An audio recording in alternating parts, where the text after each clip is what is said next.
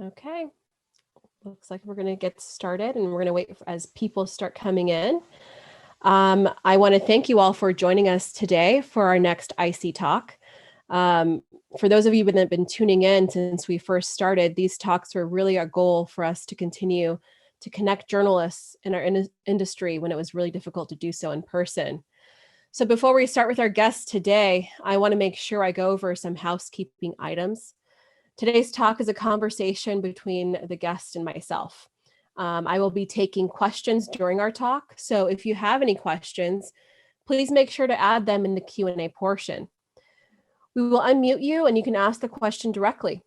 And if you want me to ask the question for you, please make sure to make a note of that, and I will be more than happy to do so for you. Please leave a chat section for any technical questions, links, or anything that you want to add to the conversation in real time. My co-chair, Dan Kubisky, he's going to keep an eye on that for us. Now, our guest today is an award-winning documentary filmmaker focused on issue-oriented programming, Beth Mendelson.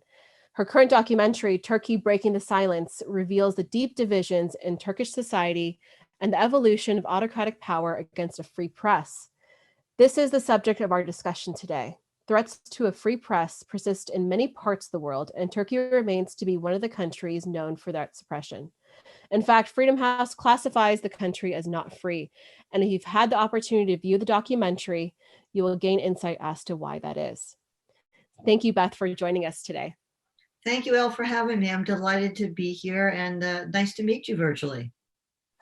The pleasure is all mine. Now, before we do the deep dive into the film, I've noted that prior to your documentary work at Voice of America, you served as the chief of the Afghanistan service for 6 years, also executive producer for many major American and European networks. For some of those people that are tuning in today, we have journalists that are just starting their career. So to see someone as accomplished as yourself, I'm sure they'd love to know what inspired you to get into the line of work that you're doing, and what would you say is the ingredients to the success in your field? Well, I love to tell everybody that I grew up in Pittsburgh, Pennsylvania, and that my first job during the summer was I worked on the Mr. Rogers set. And a lot of people have famous stories, but I had the bug. I had the bug for television even in high school.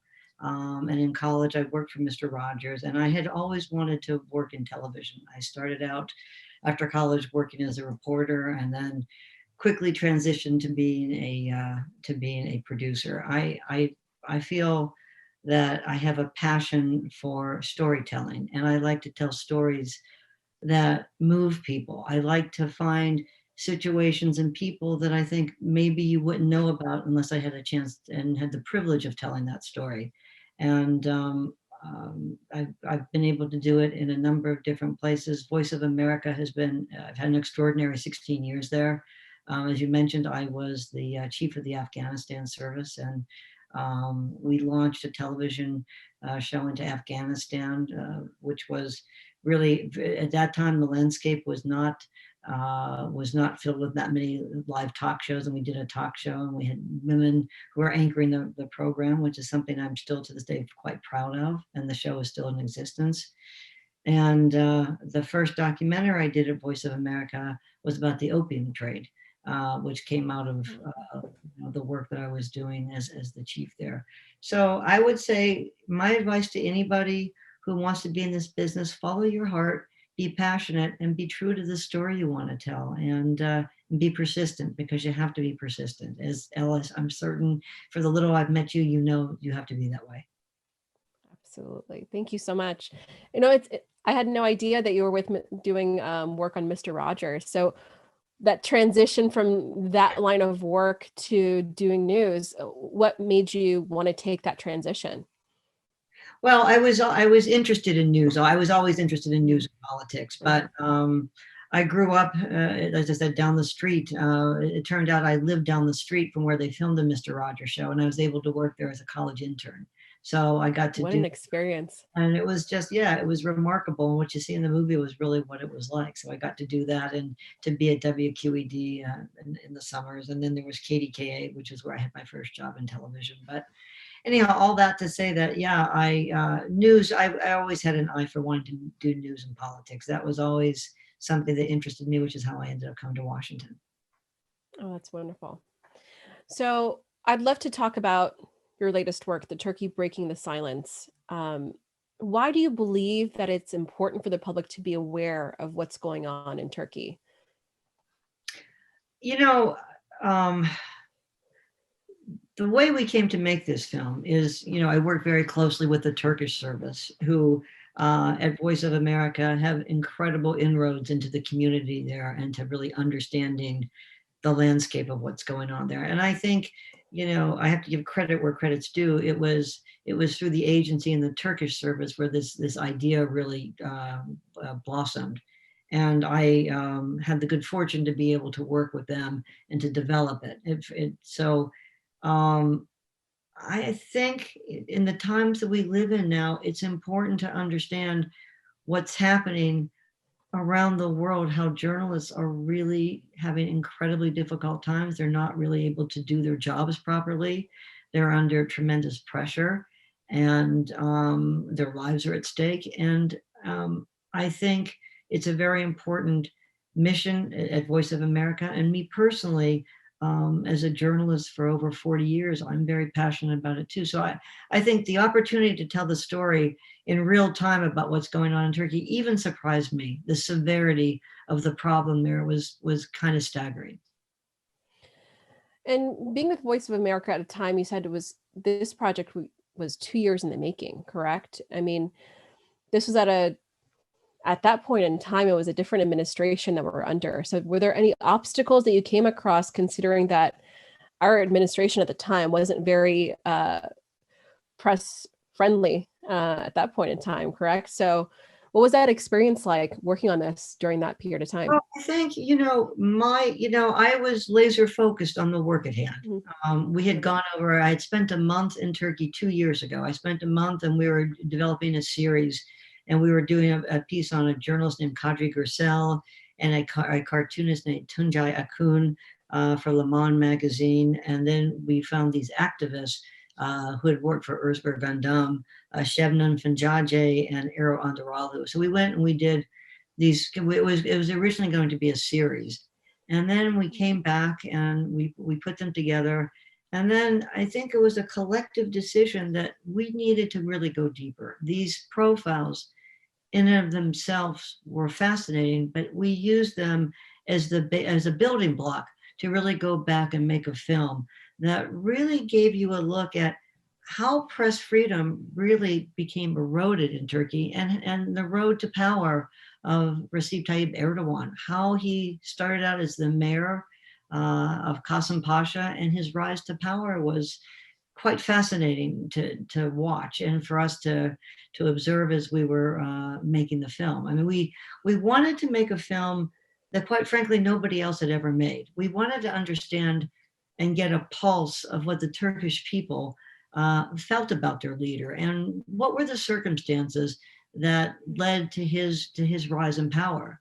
He came in early on, and there was people believed the economy would be good.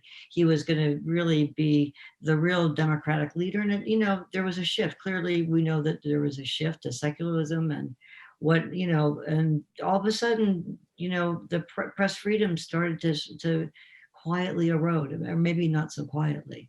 And that's the story we wanted to tell, is how did the people of Turkey respond to him? Who do they think Erdogan is? And how do they, as a society, react to lack of press freedom, or lack of, losing your press freedom, and what it really means to them? So that's what we really tried to give an intimate portrait of what the country's like, and tell stories that really nobody's told before. And if I recall, I think I remember reading about this. This was not broadcast. This is found online only. So, Yes. right.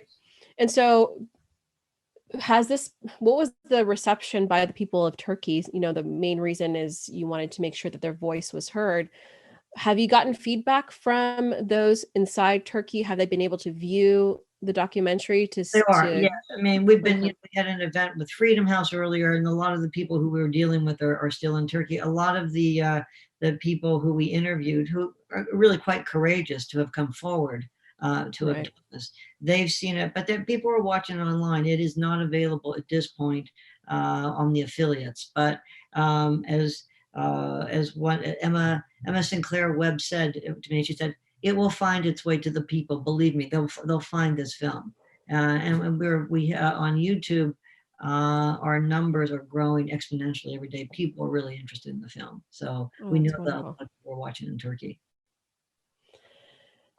And when you have subjects of this matter, or subject matter like this, that there are risks tied to it, like you said, for the subject matters, the people that you interview, how do you go about to mitigate those risks for those journalists that are freelancers or thinking about doing documentaries? What things should they be thinking about when going into doing a project of this caliber? You know, the one thing that I really believe in is honesty and being very straightforward with whoever you're working with. And when I looked at a number of different producers, and I found one woman, Rayon Tuvi, who had done some work with VOA, and I spoke with her and I said, you know, there's some risk involved here. How do you feel about this? And you know, your cameraman. And she was really quite willing and wanting to take on this assignment, knowing what it was going to entail. But I think whenever you get into a situation like that, you have to be transparent and you have to tell the people you're working with what they may be facing. Um, she did a great job.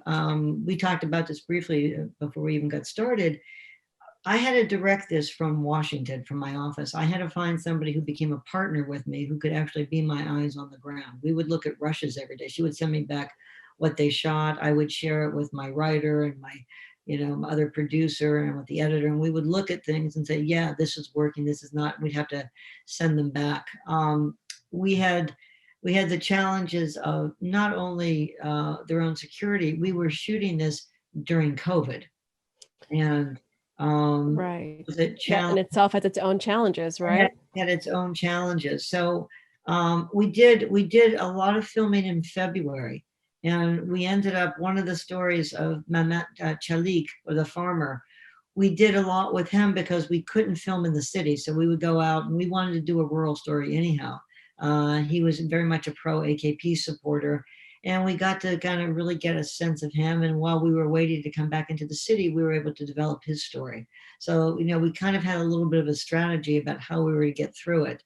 With Maytop, who was the woman hotel owner, um, were able to do most of her filming, but we wanted to get some exterior pickup shots. We did it very early in the morning, so we didn't have to have her put a mask on because we didn't want the film to be really tied to COVID. That was an aside, but you know that was quite a challenge. And but we worked with Right. her doing that. Shevkat Shahintas, who is the taxi driver, we shot at night with him, and we went out in the evenings and would film him doing that. He had the photographs. He's a photographer. Not only is he a cab driver, he's a photographer. He had all Mhm. the pictures that he took at Gezi Park, which were remarkable, which he shared with us. So we were able to take his photographs. We were able to take him to the park, show him taking pictures. We were able to do that as a pickup and make it work as a seamless film. And then Zazan Batoon, who is the Kurdish journalist turned singer, we filmed at the nightclub 1 week before everything shut down. Otherwise, we never would have been able to Wow. nightclub. We were just so fortunate that we did that. And then we did her interiors and the interviews that we did with her at her home and around doing that. The same with Echitamo Kuran, who is in exile. She was, you know, you remember her from the film, a well-known journalist. She's now living in Zagreb, Croatia. Mm. And again, we would go with her early in the morning, so we would have, you know, none of the issues with people wearing masks or there being people around, and we would have to worry about that. So we had a number of different challenges that were Right. different. Were different for any of us to have to work in. I know we have a question asking, how are you able to find these people, especially the taxi driver? We had about the producer and I had a list of about 25 people. She went and she started to look at people, and we did pre-interviews with them. We did pre-interviews. We ended up doing pre-interviews with, we had 25, we pared it down to 15. She did a pre-interview of 10. We did 10 people we thought were the most interesting, that had to fit into the press freedom narrative. There had to be something about their personal life and how they felt about press freedom, because that was the through line narrative through this. Whoever they were as characters was interesting, but their thoughts about press freedom was really what was, it had to drive the story. So we looked at some early interviews with them, and then we decided on who we thought would be the best to develop the story with. And we took a lot of time with them. I think when you do a film like this, people have to have your trust. And our producer on the ground did a marvelous job of doing that. And we would work with them sequentially. We would work with them.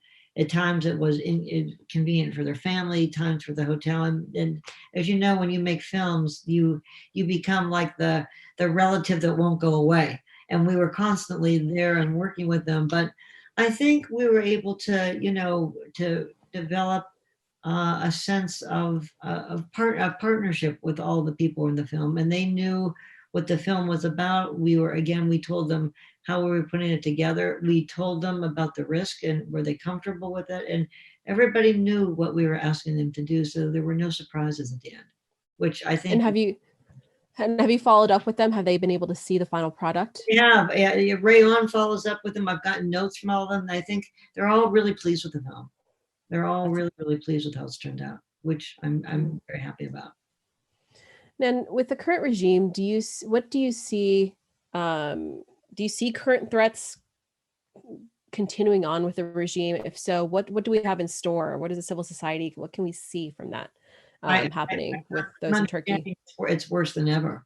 That it's Right. worse than ever. That journalists are really, really having a tough time, and that things could not be worse. So, it's some of the stories I heard when I was there personally. We Right. had to get permits to film. I couldn't go over there without permits. And of course, we know the story about people that were arrested, and they could say you were spying, and they could say anything. They could say anything they wanted to say about you. But one day there was Attila Tash, who is a well-known personality in Turkey. We were filming with him. This is the very first day, and the police came, and the fixer had to go and had to, talk. The fixer talked to the police. I went off and went away, and we kind of came back a little bit later. But I had never had something like that happen before. It was very tense, and he reacted very badly, and we didn't know how Attila had to calm down. So, but he had every right to be interviewed, but we had to deal with that. I went to a rally one day with uh, uh, Shebnan Finjanja when she was leading a march for Mother's Day. And, she's a physician, very, very outspoken, very much an activist in Turkey. And there are all the reporters that would go there. I guess they have the usual crowd that goes. And one of the policemen noticed that I had not usually been there. And I saw him watching me, and my fixer saw him watching me. And I saw him, and he saw me. And I quietly went with one of the other producers and met them after the shoot. You could feel it. They knew exactly that I had never been there before. So not that I wasn't arrested, I wasn't harassed, but you could feel the tension there. And different. I mean, I've worked in war zones. I've been in Afghanistan. I've been in other countries. Right. There's a subtle, very subtle overtone of intimidation in Turkey when you're working. There's no doubt. Do you think that as a woman that made a difference working on this project and being on the field on the ground in Turkey? What's that? Because as female journalists, there's always that sense of risk that we take on any story, especially if you go into a foreign land where they're not necessarily have the best track record when it comes to how they treat female journalists. Was that something that you thought about? I mean, just you expressing that experience, not to say that it's because you were a woman, but No, are there? I didn't think about it at all, because my colleague, Melek Kagler from the Turkish service was there with me. We have another one of the producers from the Turkish service. We had an excellent cameraman. We were a team. We were in this together. And I was a journalist making an important story, and that's where my focus was. It didn't matter to me being a man or a woman. I had a story to tell and an opportunity to tell something that I really wanted to talk about. So I didn't think about that. I mean, I don't think about that. I look at it as an opportunity to do my job. Right. And I'm assuming that you're based in DC. Am I correct? I'm in Washington. Right. And being in Washington, now that we're transitioning to a new administration, what are you seeing as the relationship or hope to see for the relationship between the U.S. and Turkey? Do you have any insight on that you can share with us? Well, I mean, I think, on the political side, because I'm not dealing with it every day, I Mhm. think probably other colleagues would be better versed to talk about it. But clearly, I think it appears that there's some tensions between Biden and Erdogan from what I'm hearing, what I'm reading about, and as my own, investigations as a journalist. But I don't know. I don't know what the future holds. It's a complicated region, and I don't know. It's very early in the administration as well. So I don't. Right. I know we have a question from Robert. Robert, we're going to go ahead and unmute you so you can ask your question directly.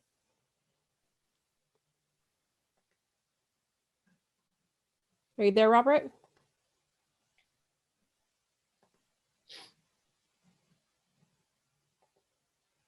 Hello? Okay. Okay, if we don't, we're going to give you a couple more seconds. If we don't hear from you, I would go ahead and ask for you. Robert? Okay, we'll go ahead and ask for you, Robert. If Erdogan completely impoverished to international pressure, especially from the EU, I'm sorry, impervious. Is Erdogan completely impervious to international pressure, especially from the EU? I don't think so. I think they do react to pressure from the EU. How they react is certainly subject to interpretation, but of course, I think the EU does have an impact on them. Yes. Right. Thank you, Robert, for your question.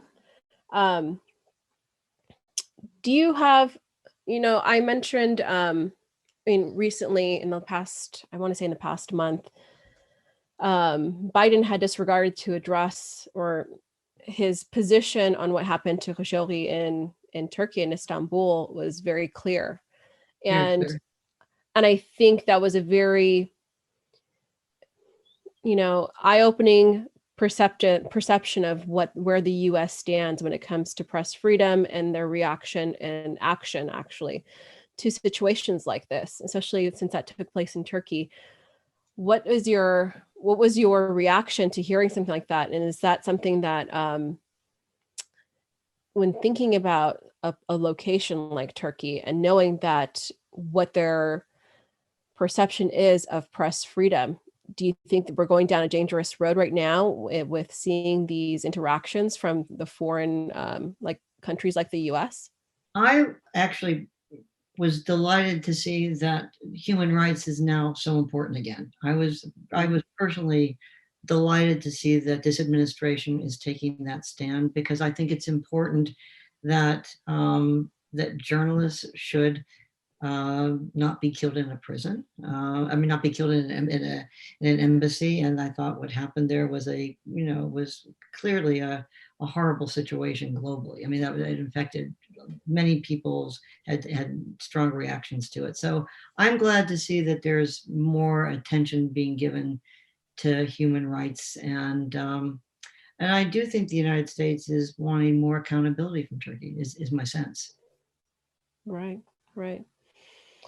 And we've had before on our talk series, I think about twice now, Maria Ressa, and she actually referenced what was happening in Turkey and in parallel to what's happening in the Philippines. And I think your documentary does a fantastic job showing the start of from mayor to prime minister and seeing that relationship to press freedom. Or have you paid attention to what's happening in the Philippines? And are you seeing this happening in other parts of the world? And is this how does your project and your focus on Turkey kind of bring this all together?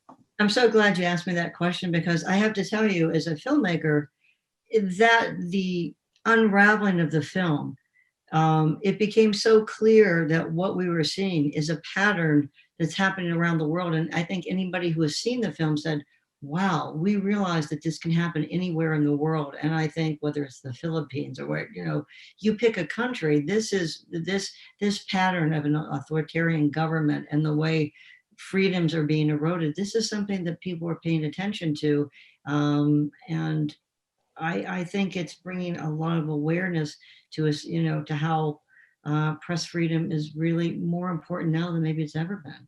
And, we wanted people to draw their own conclusions. I think the film leaves you, we are, as balanced journalists, we try to make a film that really gives both sides of the story, and that's especially important in Voice of America. We want to be balanced with what we're saying, and I think the film really does give you a balance into how people see things and why this is important around the world.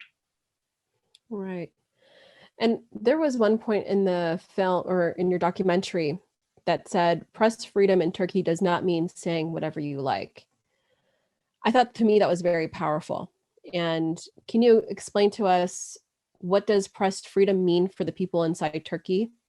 And how is that different from what we're seeing from other parts of the world? Well, there were some interesting moments when you're Yeah. asking me that question. Maytop, the hotel owner, and people have mentioned this to me a great deal. She wears her hijab. She's very religious. She's from Qasim Pasha, the bastion of the conservative Muslim population in Turkey. And she felt that, wow, what happened to journalists was unfair. She didn't think that they should go to jail. They've got families too. And that was kind of a shock when we heard that in her transcript. I'm thinking, she really felt like they're human beings. Maybe they should not have to go to jail for being true to what they believe. So I think that in Turkey, there's I think it's complicated like it is in America or any place else. We're living in a world where opinions are divided. Families are divided. Relationships of all sort are divided because people are so absolute in how they feel, and the ability to listen to each other, I think everywhere is been a problem for a lot of people. And I think the people of Turkey want to be heard. They want people to listen to how they see their country and where they want it to go. I really felt that from them. They were very passionate in expressing how they felt. I mean, even the farmer who's sitting in his silo takes out his phone and he's reading the news every day. They're connected. They want to be connected to the world, and to a world that is thought provoking and realistic. And I hope that comes across in the film. Absolutely. And we have another question asking us, what does she think is the way forward in Turkey?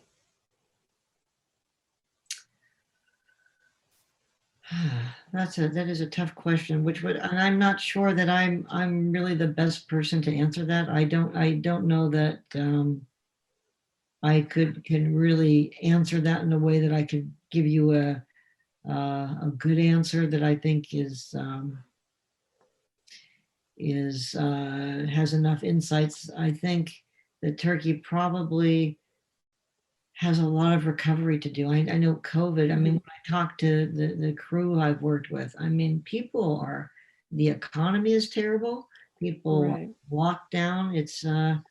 I think it's a very dismal and very difficult future. I mean, as I said, I think the economy and people aren't able to go to their jobs. There's no influx of tourists. There's no tourism right now. So I think it's a very tough road ahead for Turkey, as it is for many of the European countries like London and France and, name it, it's tough for everybody.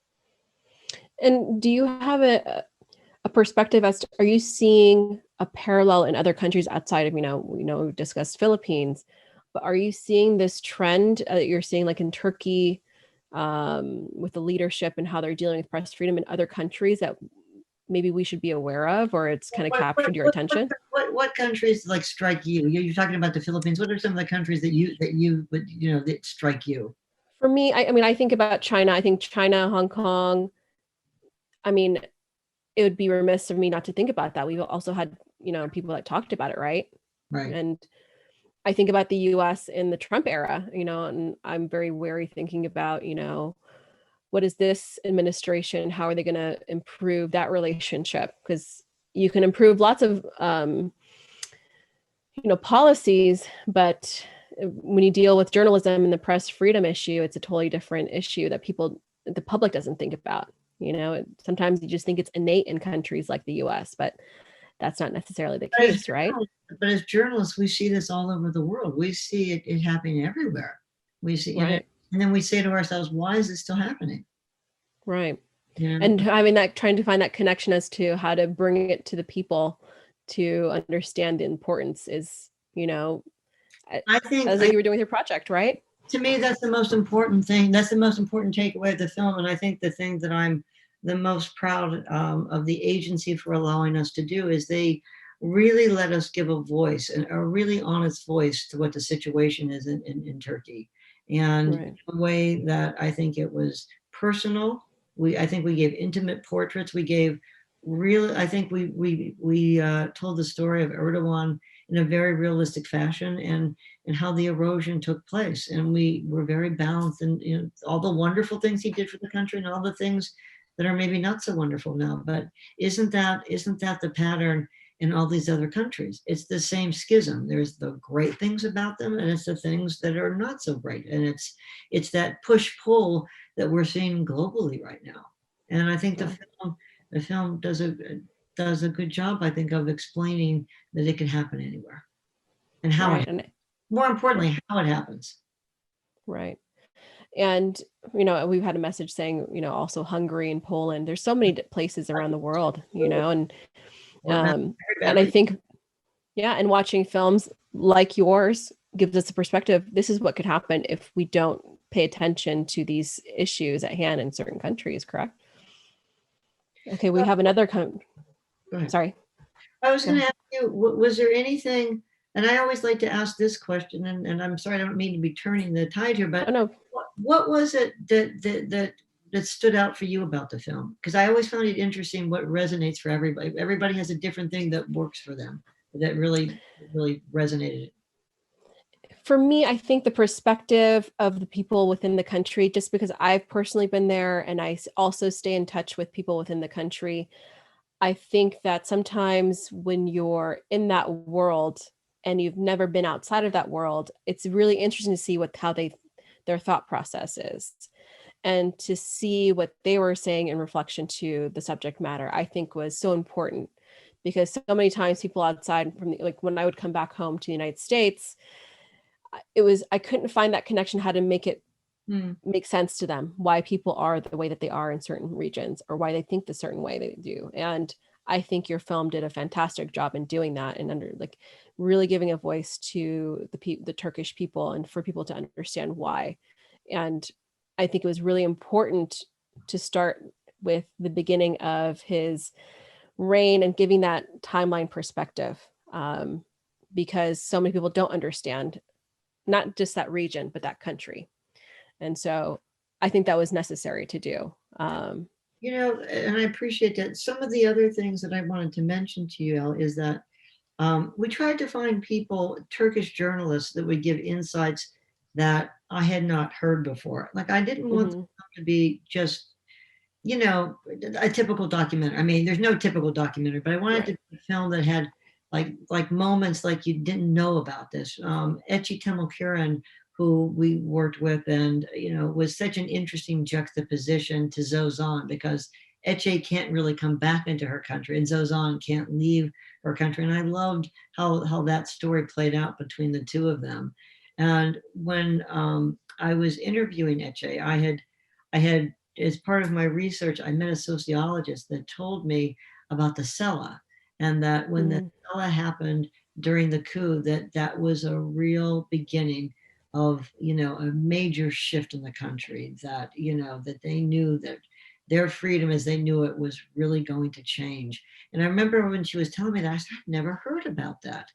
And when I met Etche, and I said, tell me about this story, because I want somebody to tell me about that. And when she told me, when you see her, when she's interviewed and she talks about Right. that moment, and may talk about that moment, you can feel it in your spine. You feel there was a real terror, and that it was a line in the sand about what happened during the coup. And that's the kind of things that you want to convey in your movies. You want them to be able to get a glimpse of a situation in the country that you otherwise wouldn't see. Absolutely. I couldn't agree more. We have another question that just came in from Jim Fry. How much of the attack press freedom in Turkey is unique to that nation? How much of the erosion of press freedom in Turkey is a factor of or more general trends?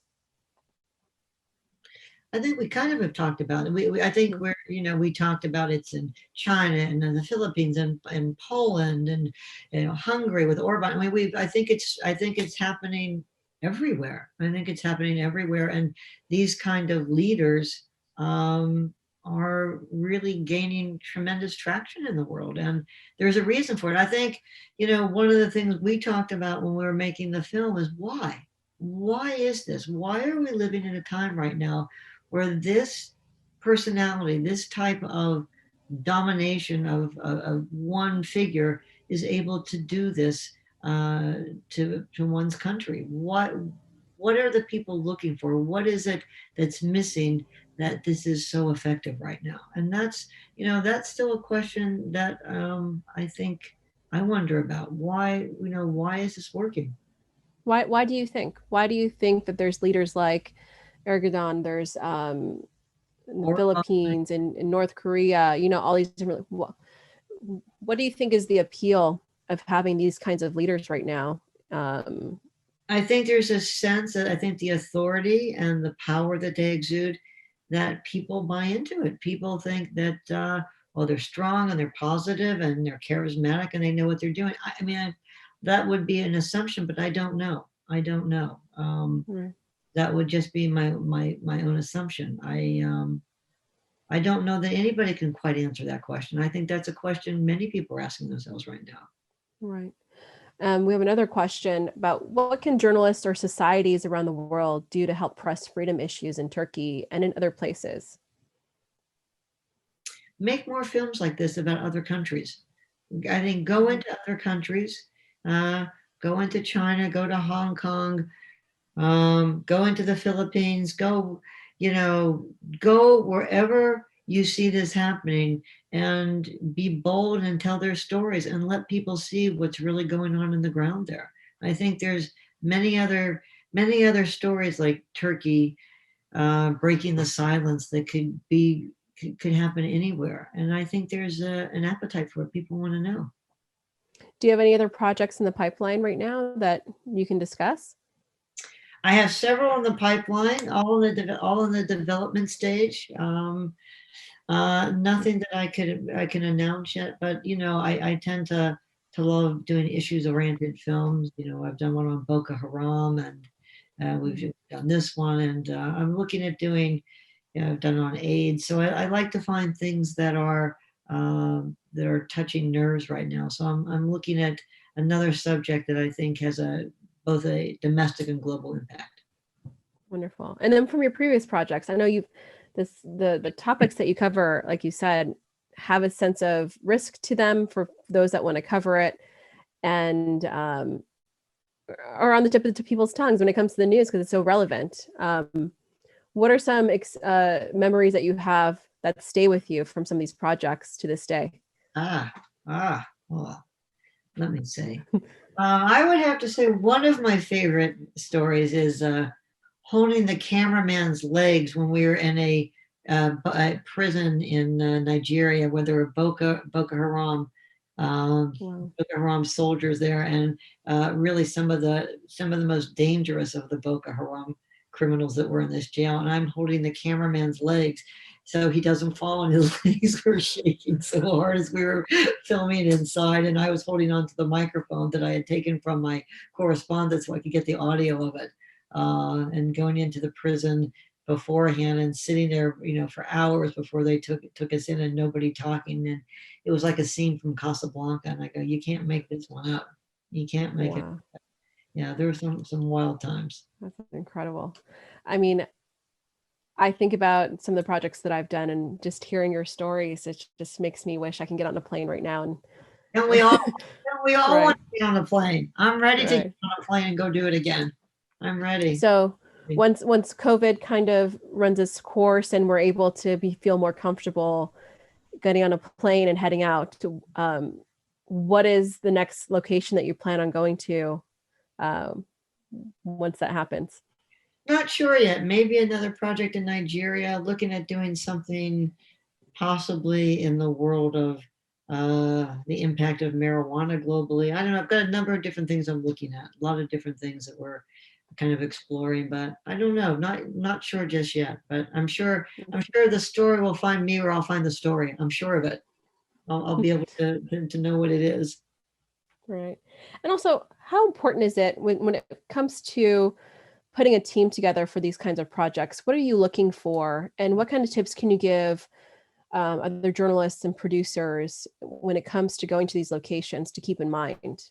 Listen, that is such a great question. I'm so glad that you asked me that too. It is, part of being I think, a successful producer is finding people who you can work with, who share your vision, who are so good at their job. I mean, I've been so fortunate for the last 5 films I've worked on. I've had the same writer and editor, and I was so grateful for them this time around because we were all doing it virtually, but we've worked together for so long. We can complete each other's sentences because we've worked together for a long time.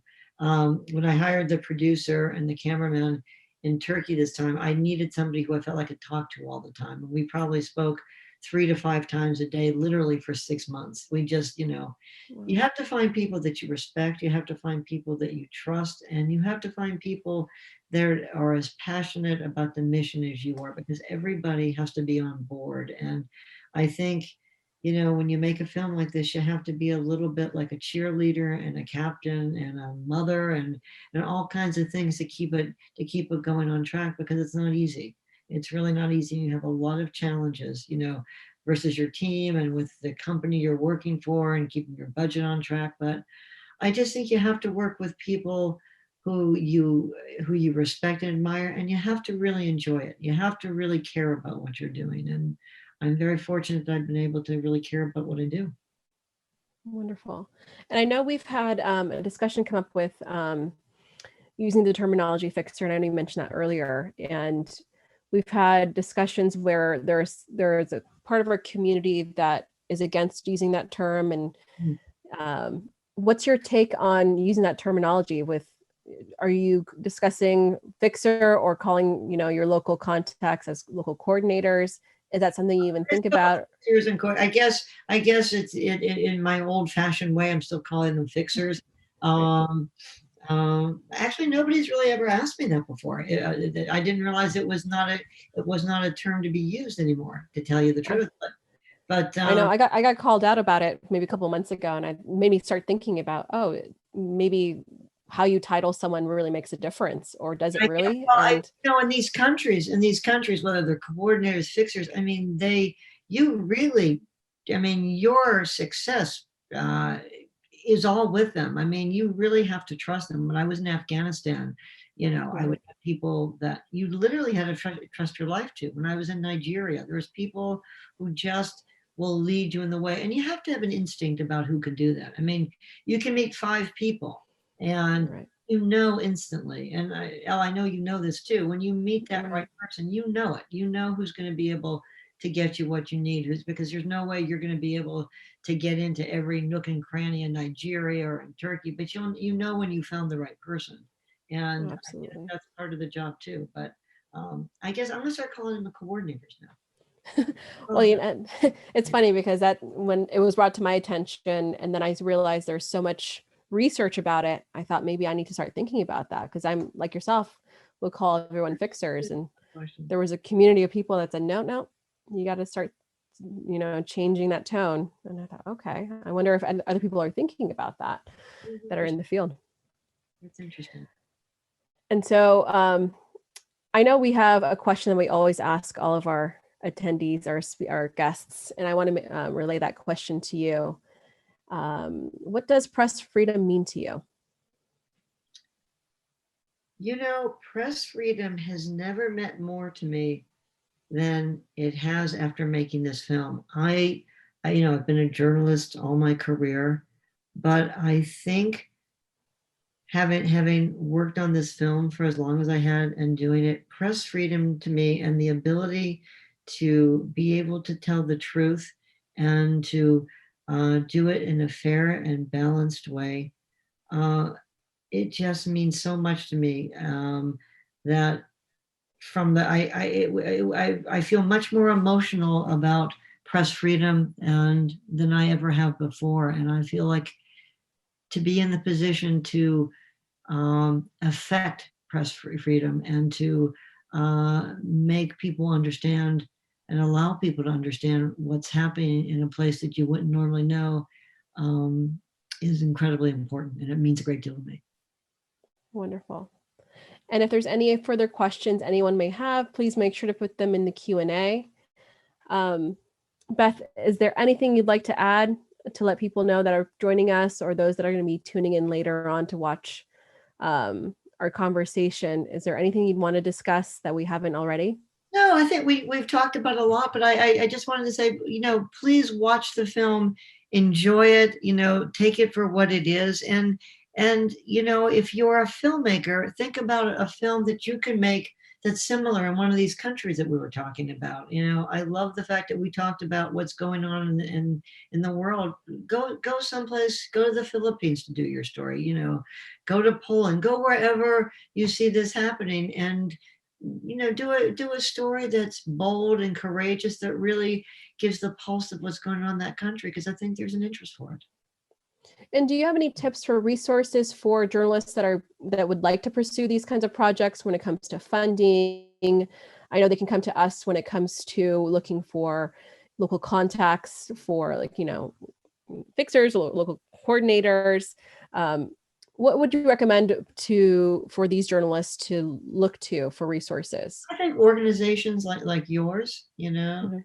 CPJ, looking at the Pulitzer Center, I think there's a lot of places that they can go and try and do that. I think you find organizations that care about freedom of the press and to try and get a grant to try and do it, or try to find a local, somebody who's philanthropic, or somebody who is, who's lives in the States that maybe was from the Philippines or was from Poland or from Hong Kong, somebody who's an expat that still cares about it, who's written about it and who might be interested in working with you. Wonderful. And I know Dan has included the links to Turkey Breaking the Silence in the chat feature. So for those of you that would like to see it, please make sure to take a note of that link. We also have our YouTube channel where you can also see this talk later on. You can share it with your colleagues. And thank you, Beth, for joining us today. I want to make sure to let you guys know that for our next IC talk, it's going to take place on April 20th with Guillermo Gaidos. And he has spent the last 20 years making documentaries and producing exclusive news stories from Latin and South America for a range of international broadcasters that include Channel 4 News. He's covered human rights abuses, the drug trade, immigration, and he's exposed police corruption in the human trafficking industry. So we're really excited to have him. You can find more information in our email that we sent out in our newsletter at the end of the week, and also on our page, our website. So we look forward to having you join us then. Beth, thank you again for joining us today. Thank you for making such important work with your documentaries, especially the Turkey Breaking the Silence. Thank you, Al, and thank you, Dan. Nice to meet you. Thank you. And thank you all, and I hope you have a wonderful rest of your day, and we hope to see you all on April 20th.